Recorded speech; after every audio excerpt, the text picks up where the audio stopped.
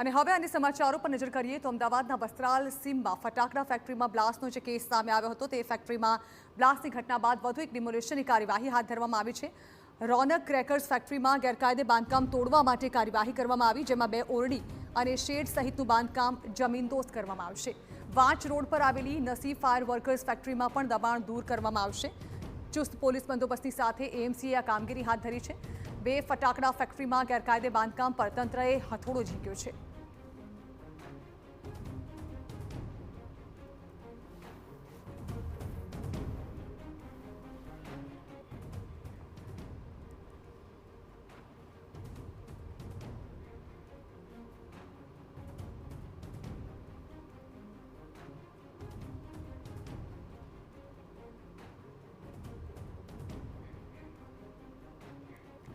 તો વસ્ત્રાલમાં જે ફેક્ટરીમાં બ્લાસ્ટનો મામલો સામે આવ્યો તે બાદ હવે તંત્ર દોડતું થયું છે। વસ્ત્રાલની જે ફેક્ટરી છે તેમાં તો ડિમોલિશન હાથ ધરવામાં આવ્યું, સાથે સાથે અન્ય ફેક્ટરીઝ પર પણ હવે દબાણનું બુલડોઝર ફરી વળ્યું છે। ત્યારે આ અંગે વધુ વાત કરવા સીધા જ સંવાદદાતા મિહિર સોની પાસે।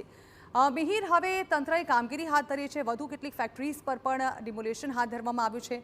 જાણવા માંગીશું કયા સ્થળો પર હાલ આ ડિમોલિશનની કાર્યવાહી કરવામાં આવી રહી છે, તંત્રની કામગીરી શું ચાલી રહી છે હાલ?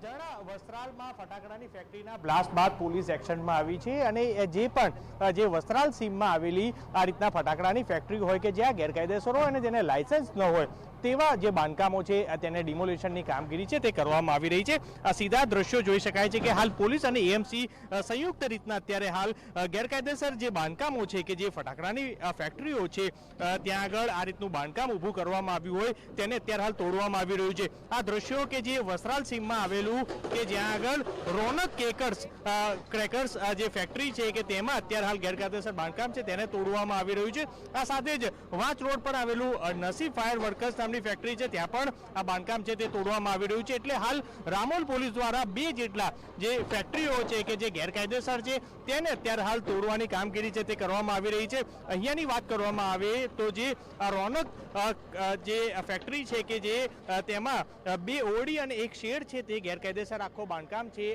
તે ઊભો કરવામાં આવ્યો હતો। હાલ આ દ્રશ્યો છે કે જે સીધા જોઈ શકાય છે કે અત્યારે હાલ જે તમામ જે બાંધકામ છે કે ગેરકાયદેસર, કારણ કે આ જ રીતનું એક નાની ઓરડી જેવું બાંધવામાં આવે છે અને ત્યારબાદ અહીંયા મોટા માત્રામાં જે દારૂખાનાનો જથ્થો હોય છે તે રાખવામાં આવે છે અને આ દારૂખાનાનો જથ્થો જે છે કે જે કોઈ પણ નજીવી વસ્તુ કે જેનાથી ક્યાંય પણ તણખડો કે લાગી જાય કે અથવા કોઈ લાગે તો તરત જ તેના ઉપર બ્લાસ્ટ છે તે થતો હોય છે।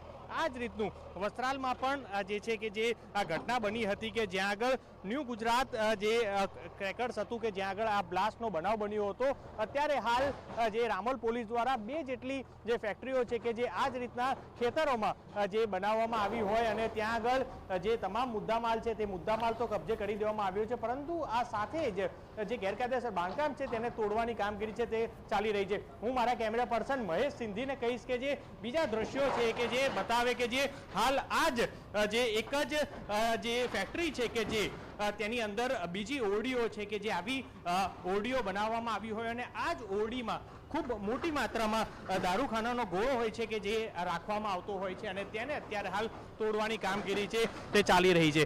હાલ જોઈ શકાય છે કે જે સતત આ તમામ જે ગેરકાયદેસર વાત કરીએ તો 13 જેટલી ફેક્ટરીઓ જે છે કે જે રામોલમાં હતી અને તેમાં 12 જેટલી ફેક્ટરીઓના લાયસન્સ છે તેને રદ કરવામાં આવ્યા હતા, પરંતુ તે લોકોએ કેમ કરી અને તે લોકોએ ફાયર એનઓસી મેળવી લીધી હતી છતાં પણ આ જ રીતના ચોરી છુપે ઘણી વખત ફેક્ટરી છે તે ચાલુ રાખવામાં આવતી હતી। પરંતુ હાલ આ દ્રશ્યો કે જેમાંની આ 2 ફેક્ટરી છે કે જે અત્યારે હાલ બંને ફેક્ટરીઓના ગેરકાયદેસર જે બાંધકામો છે તેને અત્યારે હાલ તોડવાની કામગીરી છે તે ચાલી રહી છે અને આ જ રીતના હજી પણ જો કોઈ ફેક્ટરી જે આ રીતનું બાંધકામ હશે તો તેને તોડવાની કામગીરી છે તે કરવામાં આવશે। પરંતુ હાલ તો અત્યારે હાલ વસ્ત્રાલ સીમમાં આવેલી જે આ રોનક ક્રેકર્સ અને સાથે જ નસીબ ફાયર વર્કર્સ છે આ બંને ફેક્ટરીમાં અત્યારે હાલ ગેરકાયદેસર બાંધકામ છે તેને તોડવાની કામગીરી છે તે ચાલી રહી છે।